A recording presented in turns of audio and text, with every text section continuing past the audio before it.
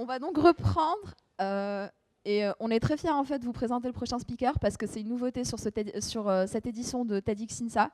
Cette année en fait on s'est posé et on a commencé à réfléchir en se disant on allait chercher des talents à l'extérieur du campus et au final on en a déjà beaucoup qui sont juste à côté et on s'est dit on va organiser un concours speaker et recruter des speakers directement sur le campus des étudiants. Donc le prochain speaker, c'est Jules Dourson, donc, qui est étudiant à l'INSA. Et je vous laisse donc le découvrir. Merci. M'éveil, lumière, conscience, il est pour t'aider. Je dis là, moi, venir en face des autres pour parler des autres d'un sujet qui est vraiment important pour moi. Vous suivez, ça va? Il n'y a personne dans la salle qui parle créole? Super. Mais bon, pour les autres, si vous ne parlez pas créole, je suis sûr que vous parlez un tas de langues différentes. D'ailleurs, tout à l'heure, pendant la pause, j'ai eu l'occasion de voir qu'on est vraiment en présence d'une belle diversité dans cette salle. Et je voudrais vous inviter à prendre quelques secondes pour regarder autour de vous cette diversité. Ce n'est pas que les langues. Regardez tous les types de cheveux que vous avez autour de vous. Allez-y. Des longs, des courts, des frisés, des crépus, on a de tout. On a des chauves? Non? Bon. C'est pas que les cheveux non plus. On a une grande gamme de teints de peau différents dans cette salle. Mais vous voyez, nous sommes bel et bien à la génération Erasmus. Et cette multiculturalité qu'on a dans la salle, c'est de ça que je vais vous parler aujourd'hui, parce que je l'adore. Pour la simple raison que je l'ai découverte très tôt. Nous sommes en Guadeloupe, j'ai 6 ans. Vous le voyez là au milieu, le petit blanc là? Ouais, imaginez-vous ce que c'est que d'être ce blondinet au milieu de sa classe. Imaginez-vous ce que c'est que d'être presque, s'il y en a un autre, presque le seul d'une culture donnée et de grandir parmi la différence. Eh bien, c'est ce que j'ai vécu. Et vous voyez ces sourires? C'est la preuve, c'était merveilleux. C'est en Guadeloupe que j'ai grandi, en Guadeloupe, à 8000 km de la France métropolitaine, mais plus précisément sur une petite île de l'archipel guadeloupéen qui s'appelle Marie-Galante. Marie-Galante, c'est cette galette-là. C'est la terre de 9000 personnes. C'est l'île d'une île. C'est un territoire isolé du reste du monde, isolé même de la modernité des fois. Bref, Marie-Galante, c'est un paradis de sérénité. Et c'est dans ce paradis que j'ai grandi avec mon meilleur ami, Romaric. Et vous voyez, quand on a un bateau qui s'appelle Amour et paix, et qu'on navigue ensemble dans l'amour et la paix, forcément, on ne remarque plus les différences entre nous, les différences de couleur de peau ou quoi que ce soit. Avec le recul, je me dis que c'est de là que ça me vient, ce désir, cet espoir, ce rêve d'aller vers un monde multiculturel uni. Un monde où des gens différents cohabitent dans l'harmonie. Et au passage, ça peut paraître incroyable, parce que je suis né en Thaïlande d'abord, à Bangkok. Bref, à 18 ans, je débarque ici pour la première fois, pour habiter à Lyon, étudier à l'INSA. Et comme beaucoup d'entre vous, j'ai eu une opportunité, celle de partir en échange. Donc, qu'est-ce que j'ai fait? Je me suis dit, où je vais aller? Allez, le Brésil, pourquoi pas? Je me suis envolé pour le Brésil, et là, en arrivant, plein d'étudiants d'échange, je me suis retrouvé face à un choix. Est-ce que j'allais habiter avec d'autres étudiants d'échange, des Français comme moi, ou est-ce que j'allais habiter avec des gens différents, des Brésiliens? Eh bien, devinez ce que j'ai fait comme choix. Je suis un peu aventurier, j'ai fait les deux. Et du coup, quand on vit d'un côté avec des gens comme nous, des Français, des semblables, ça peut paraître plus confortable parce qu'on a la même manière de vivre, la même manière de penser, de voir le monde, de cuisiner, etc. D'ailleurs, les étudiants d'échange se regroupent dans le monde entier sous ce drapeau, parce que c'est des étudiants d'échange. Voilà, ils se regroupent selon cette similarité. Mais d'un autre côté, quand j'ai fait le pas, que je suis sorti de ma zone de confort et que j'ai habité avec des Brésiliens, ça m'a permis d'apprendre beaucoup de choses. Déjà, tous les matins, mes amis brésiliens se levaient avec le pouce levé. Et qu'est-ce que ça veut dire? Ce pouce levé, ça veut dire beleza. Et beleza, c'est la joie de vivre, la beauté du monde. Alors, quoi qu'il arrivait dans la journée, que ce soit le matin, le soir, il y avait toujours ce pouce levé, il disait beleza à la vie. Beleza, c'est un mot que j'aurais pu apprendre, mais j'aurais pas pu comprendre son sens profond si ça n'avait pas été les premières paroles, premiers gestes qu'on avait partagés tous les jours avec mes amis. Beleza, c'est une leçon de vie, une philosophie de vie, et elle est très ancrée en moi maintenant. On revient à l'INSA. Encore une autre opportunité se présente à moi, celle de partir faire un stage, où je pars, cette fois, en Chine. Et donc, en arrivant en Chine, le même choix, et puis voilà, je sais quoi faire maintenant, je décide d'habiter dans une famille chinoise. Les parents ne parlaient pas anglais, l'enfant de 10 ans se débrouillait un peu. Bon. J'ai encore appris plein de choses. Par exemple, non, c'est pas ce que vous pensez exactement, non. Non. C'est tous les soirs, ma maman d'accueil sortait de la salle de bain recouverte de blanc. Ce blanc. Et je lui ai demandé, mais qu'est-ce que c'est? Elle m'a dit, c'est du talc. Du talc, mais à quoi ça sert? Moi, je pensais que c'était seulement pour les fesses des bébés. Non, le talc, ça permet d'absorber l'humidité. Ça permet d'avoir la peau douce et soyeuse. C'est une ressource naturelle et pas chère. Bon, j'arrête la pub du talc. Bref, dans la famille, tout le monde l'utilisait et quand vous avez essayé, vous ne pouvez plus vous arrêter.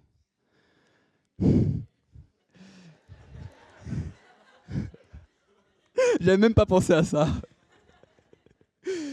Bref, vous voyez toutes ces expériences. Toutes ces expériences m'ont permis de comprendre que, en allant vers l'autre, on pouvait en apprendre beaucoup sur moi-même, sur ma vie, sur nous-mêmes. Mais je suis sûr que vous aussi, dans la salle, vous avez plein d'idées, plein de mémoires, plein de souvenirs, de moments où vous avez été face à cette différence. Et quand vous voyez quelqu'un qui se comporte différemment, qu'est-ce que vous faites? Enfin, qu'est-ce qu'on fait en général? Est-ce qu'on se dit, tiens, c'est choquant, c'est pas comme je fais, c'est gênant? Ou est-ce que vous dites, tiens, ok, c'est comme ça, pourquoi pas, ça pourrait être intéressant, pourquoi pas s'inspirer? Parce que depuis la nuit des temps, on apprend des autres. C'est pas nouveau.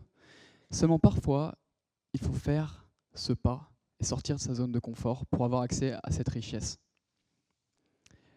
Et c'est pas seulement mon expérience personnelle, il y en a d'autres qui ont pensé, par exemple un philosophe et sociologue, Edgar Morin.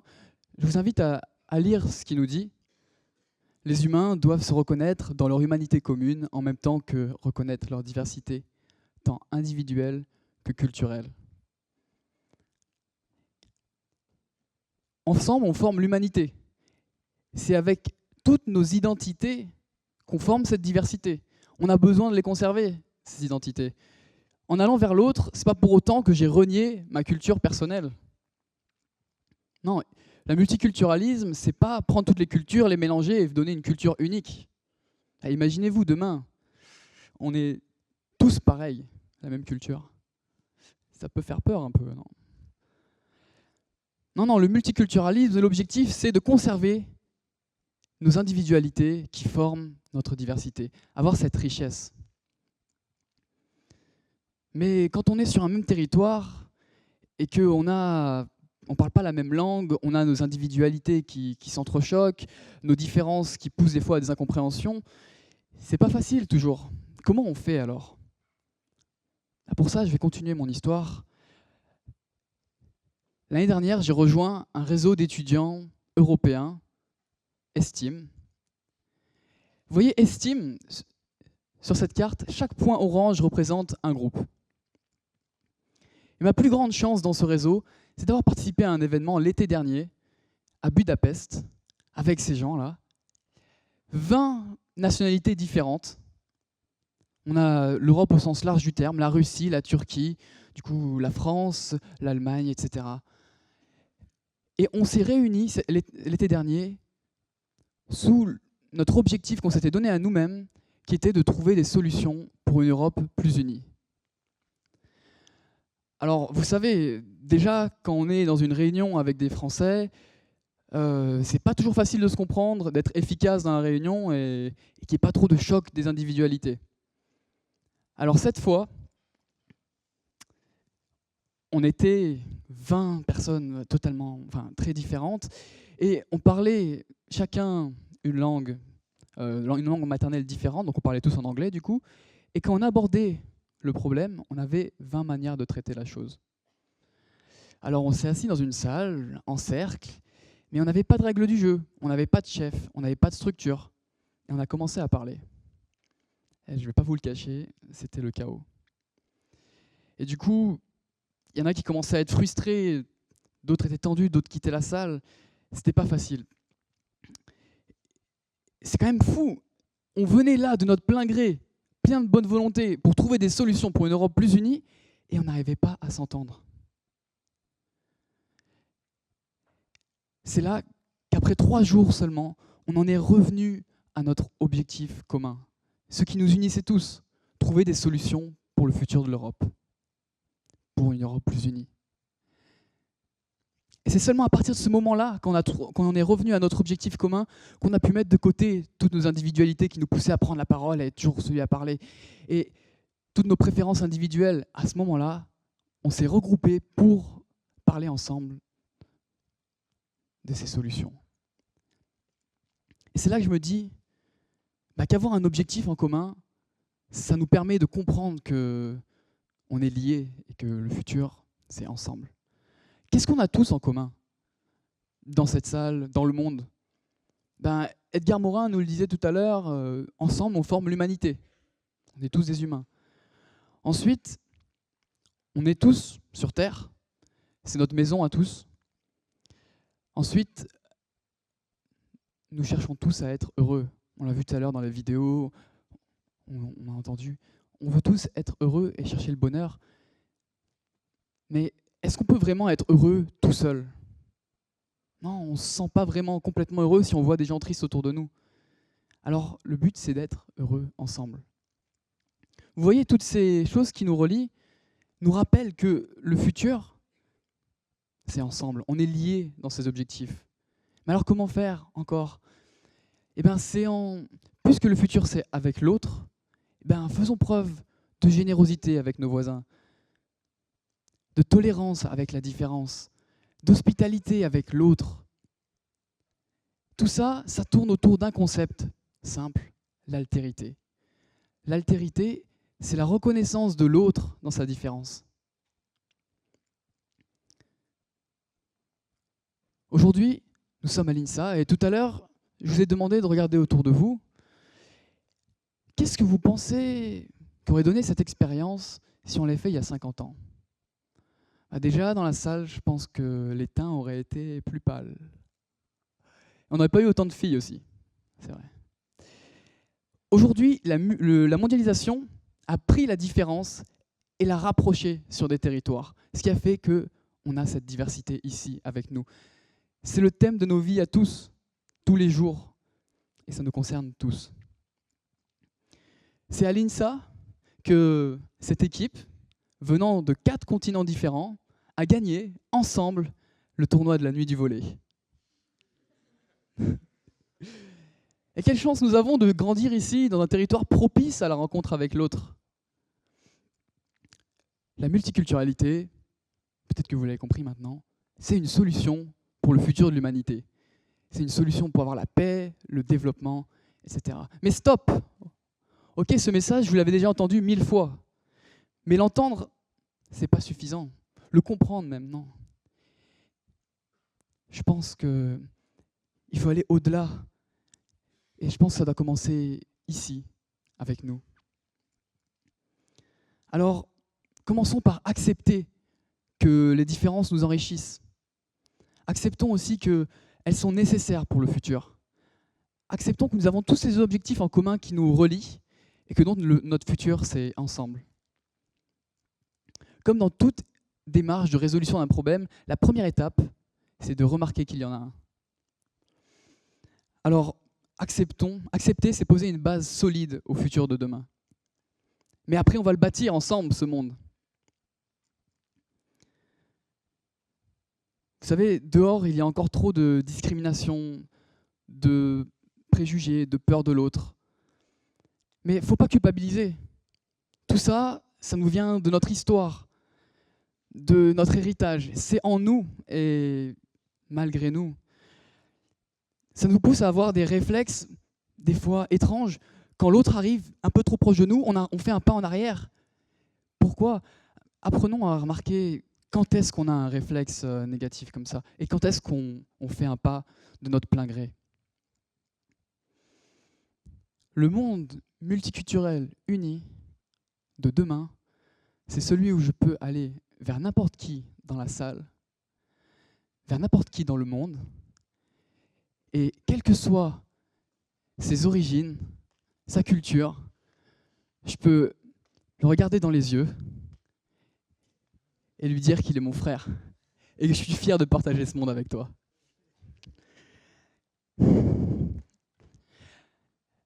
Alors si dehors, il y en a encore d'autres qui pensent que le monde de demain sera basé sur l'égoïsme, sur le chacun pour soi, sur la loi du plus fort, nous sommes ici pour leur dire qu'ils ont tort. Parce que pour changer le monde, la seule solution, c'est ensemble. Non, c'est pas fini. Vous savez pourquoi je suis très très content d'être aujourd'hui et de vous parler de ça ? C'est parce que oui, d'un côté, je suis un idéaliste et je crois fort qu'on peut aller vers ce monde. Mais d'un autre côté, je suis un futur ingénieur et j'ai pu voir que venir vous parler aujourd'hui, c'était un pas concret vers ce monde. Et c'est possible. On peut chacun faire des pas concrets vers nos rêves. D'autres l'ont fait. Je pense principalement à Nelson Mandela, un grand homme qui nous a quittés il n'y a pas longtemps et qui s'est battu toute sa vie pour son idéal. Et finalement, il l'a rendu réel. Je pense encore à quelqu'un d'autre, différent, un chanteur, John Lennon qui chante Imagine. Ce matin, je l'écoutais encore et j'ai versé une larme. C'est la vérité. Il chante « You may say I'm a dreamer, but I'm not the only one. I hope someday you will join us and the world will be as one. » Alors, si vous aussi, vous avez vécu une telle expérience de chaleur humaine et de réussite internationale, si vous aussi, vous croyez et vous voulez que le monde de demain soit plus uni que celui d'aujourd'hui, et si vous aussi, vous voulez laisser à vos enfants le plus beau des mondes possibles, alors soyez les ambassadeurs de ce monde, embrassez la différence et soyez-en fiers. Merci.